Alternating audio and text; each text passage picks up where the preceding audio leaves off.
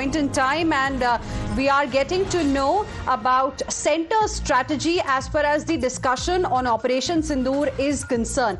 As per sources, Home Minister Amit Shah, External Affairs Minister Dr. S. Jaishankar and Defence Minister Rajnath Singh who will be speaking on behalf of the government when the discussion happens on Operation Sindoor. That's the latest update that we are getting for you at this point in time. BJP has finalized the list of speakers. We can confirm to you as per sources 3 big names who are going to be speaking on behalf of the government. Let me straight away go across to my colleague Ravikant joining us on the broadcast for more on this.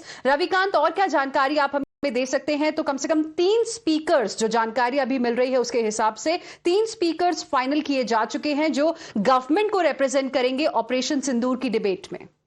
देखिए, अब से कुछ ही देर पहले Lok Sabha speaker ने all party meeting बुलाई थी जिसमें सभी पॉलिटिकल पार्टियां इन प्रिंसिपल एग्री हैं। सोमवार से लोकसभा में ऑपरेशन सिंदूर पर डिबेट होगी और सरकार की तरफ से 3 बड़े नाम जो इस डिबेट में हिस्सा लेंगे। पहला नाम होम मिनिस्टर अमित शाह का है क्योंकि ये सिक्योरिटी से रिलेटेड मामला था और गृह मंत्रालय के अंडर आता है, तो वो इस पर अपनी पूरी बात रखेंगे। क्योंकि आर्मी इन्वॉल्व थी, ऑपरेशन सिंदूर को एक अंजाम तक पहुंचाया गया, इसलिए डिफेंस मिनिस्टर आर्मी से रिलेटेड जितने भी इशू हैं, जो ऑपरेशन चलाया गया सेना के द्वारा, जो टारगेट थे उसको अचीव किया गया, इसलिए डिफेंस मिनिस्टर राजनाथ सिंह इस डिबेट का हिस्सा होंगे।